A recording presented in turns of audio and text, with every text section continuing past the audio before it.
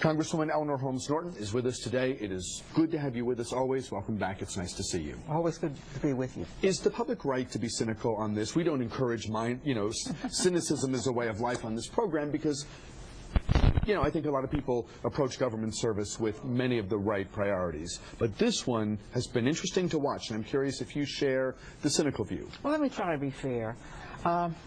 If this had been done, I suppose, at another time, one could have made the case that you really don't want 10% of the controllers off for the economy's sake. I mean, this was about to have a cosmic effect on the economy. That it happened when it happened is just plain pitiful, and it shows you that Congress is capable of acting in its own defense and no one else's. Now, let me tell you that they didn't find money. I went to the House floor and essentially argued we should have what the Republicans have been calling for years now, a conference on the budget. The Democrats passed the budget in the Senate. The Republicans passed the budget. They won't pass a budget. If they came together, they'd have to discuss the sequester. That's the cuts that we're now talking about, because the president's budget gets rid of the sequester, in which case this is what would happen in my judgment. You would, yes, have some money added, but then you would also have happen what happened with the controllers. Not 1 cent was spent.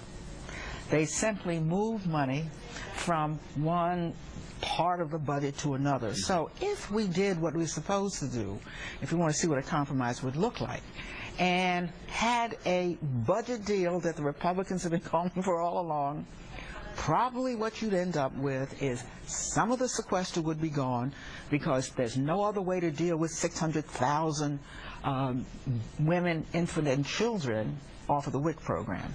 You'd have to get some money there. But for others, if you looked in there at the budget, you'd probably find what we found for the controllers, that there was money not being used in one part of the budget and simply move it around. Do you think there's a political reason why some don't want a House-Senate conference like we had in the old days? I do. You've got to remember that the sequester was meant to be a hammer that never fell.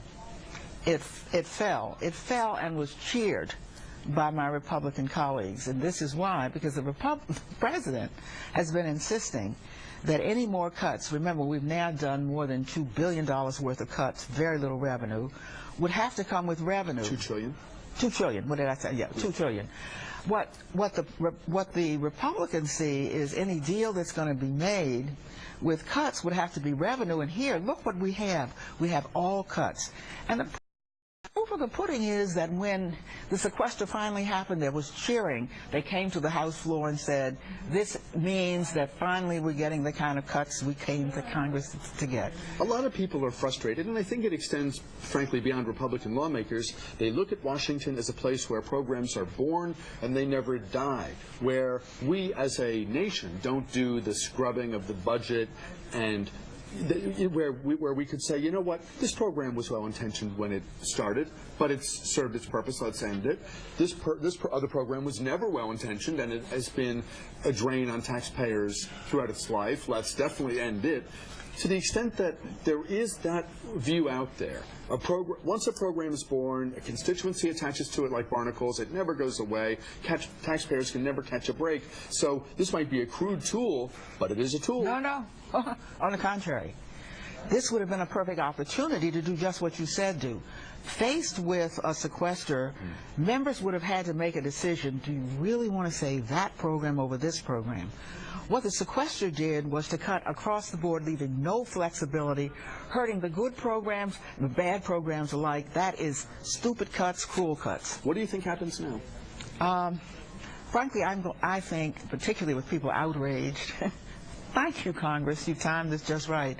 I think the public has finally awakened to the fact that Congress can fix the sequester and that we're going to begin to get people saying, what about the children? What about the 70,000 children on Head Start, for example? everyone, no one likes sitting in a plane on a tarmac. Delays are problematic for business travelers, families, etc. But these are real short-term concerns. When you think about if a young person misses the opportunity to be in Head Start, that's an imprint on their development for life. It is. It's not that we did away with a 30-minute delay on the airport. Woohoo! As nice as that is not to have that delay, that's that's like this. In the big scheme of things, a young person denied the opportunity to get the important things in their life that can only come if they come at the right time. That's really something to regret. As permanent as it gets, because in a child's development, there are stages of development. You've got to click into a particular stage. But what about the 750,000 jobs that the CBO, the Congressional Budget Office, tells us will be gone if the sequester goes its full length? What about that? We're just coming out of a recession. There are 1,000 reasons why nobody would have made this decision. Only a small handful, well, I shouldn't say small, because the Tea Party has captured the House. They are not the majority, but they have captured the House. They run the House, and the Republicans in the Senate went along